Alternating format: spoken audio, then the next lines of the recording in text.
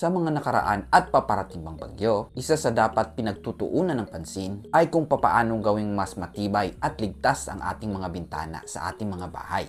Ano-ano nga ba ang mga iba't ibang diskarte para ma-secure ang mga ito sa mga darating na mga bagyo? Tara, pag-usapan natin.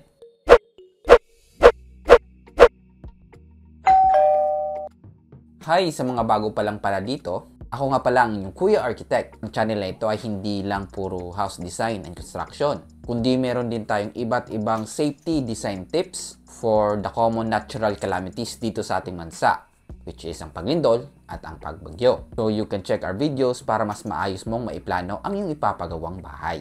At syempre mag-subscribe na rin para updated ka sa ating mga bagong videos. So sa video natin ngayon, pag-uusapan natin ang mga paraan upang i-secure ang ating mga bintana in times ng malakas na bagyo. I-discuss din natin ang mga types of windows na ideal for areas which are typhoon prone. At i-discuss din natin ang iba't ibang paraan kung paano natin i-cover ang mga windows natin in times na mayroong malakas na hangin para makaiwas sa damages. So kung ready ka na, tara! Window typhoon protections. So, bago pala tayo dumako sa ating main topic, meron na pala tayong ginawang video all about house design for typhoon-prone areas. Gaya ng example na ito ng isang house design na maaring makatagal or matibay laban sa bagyo. At ang tinatawag nating parapet roofing or ang roofing that can be resilient in times of typhoon. So, you can check these videos after nyo mapanood ang ating video ngayon. Links will be in the description and the comments below. So, unang point, types of windows. Merong dalawang klase ng windows na ideal for typhoon-prone areas. Una ang awning windows. Ito ang klase ng bintana kung saan naka-hinge sa upper part and can be open, push upward. Bakit nga ba ideal ang isang awning window pag binabagyo? Well, one, kung naniniwala kayong kailangan yung buksan yung inyong bintana pag malakas ang hangin, ay pwede itong i-open partially. Makaka-circulate yung hangin at hindi madaling makapasok yung tubig ulan or iba pang debris sa mga bintanang ito. At meron din itong commonly mga mas maraming framing, kaya mas tibay ito sa vibration dulot ng malakas na hangin. Again, for people who choose to have an opening pag merong malakas na hangin sa labas, ideal ang isang awning window. Ang isa pang klase ng bintana na ideal for typhoon-prone areas ay ang jalousie windows. Just like awning windows, pwede mo rin itong buksan ng bahagya pag may malakas na hangin at hindi rin ganoon kadaling makapasok ang ulan dito.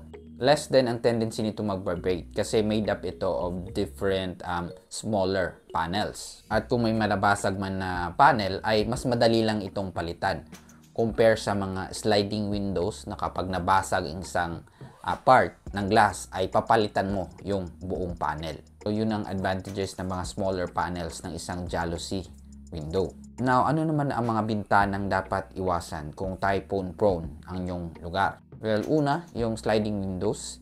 Hindi ito mo basta-bastang mabubuksan dahil maaring pumasok ang mga debris or ulan kapag merong bagyo. Commonly, meron itong mas malaking surface area.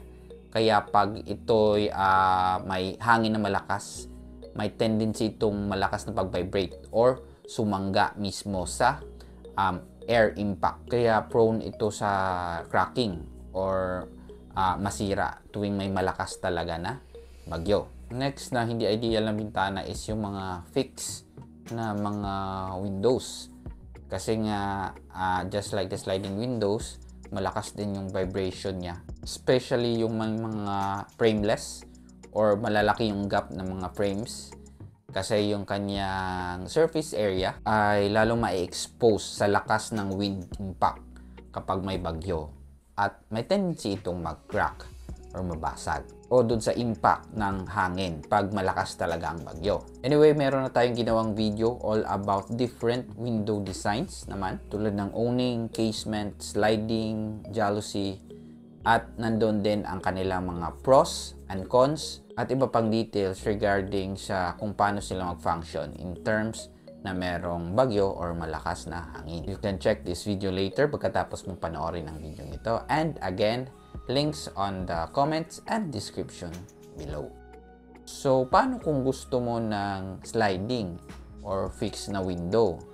Or in general, mas gusto mo na lang takpan yung bintana para protektahan ito sa malakas na hangin dulot ng bagyo. Now, let's talk about the different techniques or design na pwede mong gawin para magkaroon ng covering ang iyong mga bintana para protektado sila sa typhoon. Before that, kung meron kayong malalaking glass panels gaya ng mga fixed windows or sliding doors and windows at nag-worry kayo kung mabasag ito at mag-shatter or magkaroon ng bubog sa iyong bahay, which can cause mga injury. Pwede kayong masugatan doon. Isang common na ginagawa ay nilalagyan ng tape yung mga glass panels. Kasi kahit mabasag ito o magkaroon ng crack, yung mga tapes na yon maiiwasan na sumabog or magkalat yung mga bubog or yung mga shards of glass na again, delikado na makasugat sa inyo. Karaniwang pa-X yung korte ng paglalagay ng tape or di naman kaya pa-asterisk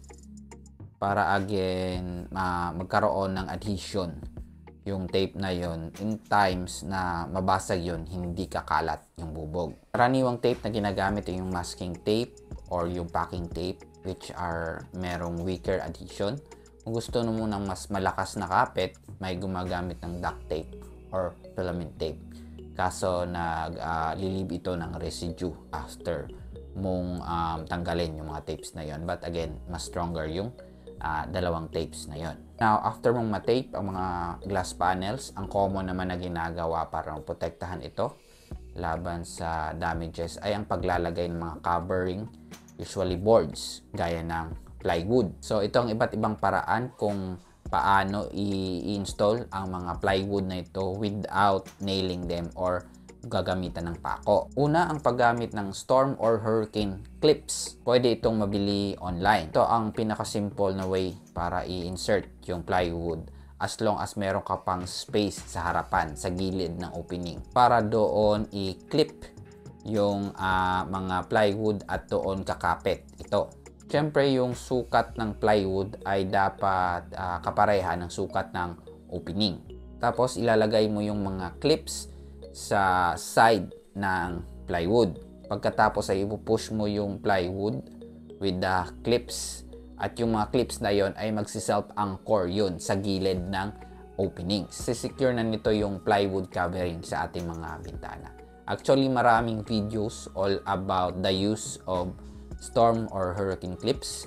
I-check nyo na lang so alam nyo kung paano ito gamitin at i-install sa ating mga openings tuwing may bagyo. Next is, mas gusto mo nang ma-secure na pagsalansan ng mga plywood boards, pwede kang magpa-install ng mga angle bars with clips at i-attach ito sa bottom at sa top ng ating mga openings. Mga angle bars na ito ay magsisilbing lower at upper tracks kung saan pwede mo na itong salansa yung mga plywood na kinat mo ng pahaba. Para kang nagsisarado ng mga tindahan. Ganon. Tapos ilock mo lang yung last na plywood board para again ma-secure na ito sa kanyang track at hindi na magalaw tuwing may malakas na hangin. So yun yung dalawang paraan kung paano gumamit ng plywood as covering tuwing mayroong bagyo. But if gusto mo nang ma-secure pa compare sa isang plywood na mga covering, gumamit tayo ng mga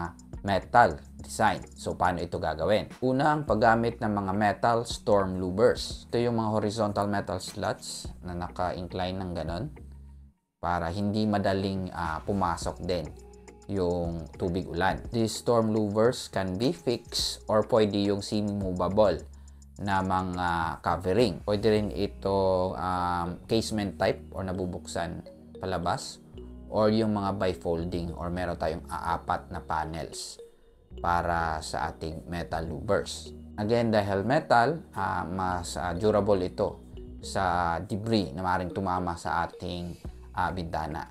At naka-slatted or naka-diagonal yung mga metal railings niya, horizontal, kaya hindi, again, madaling makapasok yung ulan.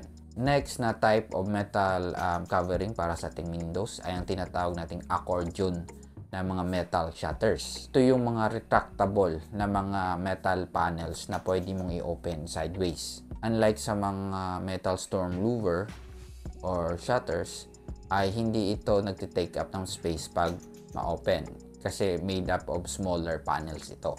Pwede rin itong gamitin sa ating mga sliding doors na glass. Again, para itong nagsasara at nag-open ka ng tindahan. Kung napapansin niyo yung mga metal na mga ganong klaseng openings. So, ito yung mga accordion na mga metal covering. Next type, kung meron ka namang enough space sa itaas ng parte ng opening, pwede kang magpa-install ng mga roll-up shutters naman. Again, para din itong nakikita sa mga tindahan kung saan binubuksan ito pataas at nagro-roll yung panel sa isang drum. At for residential use, meron namang mga smaller panels at less itong industrial tignan. Medyo again, alat ka lang ng space for the drum kung saan nagro-roll up yung shutters. At medyo bulky rin itong tignan.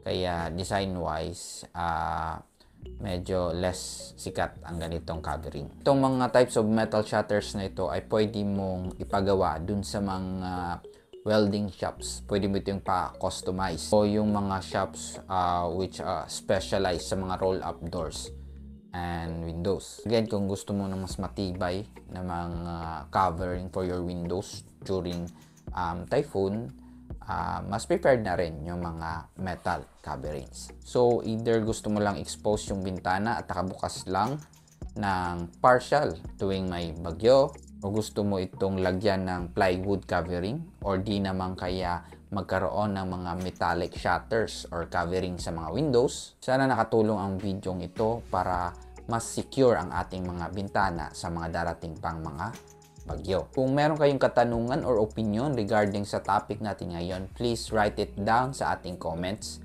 below. Huwag din kalimutang mag-like, share, at kung hindi pa, please do subscribe. Muli, ito yung Kuya Architect. Deserve mo ang maayos, maganda, at ligtas na bahay. Sana lagi tayong vigilant at maghanda tuwing may paparating na bagyo. Ingat po tayo.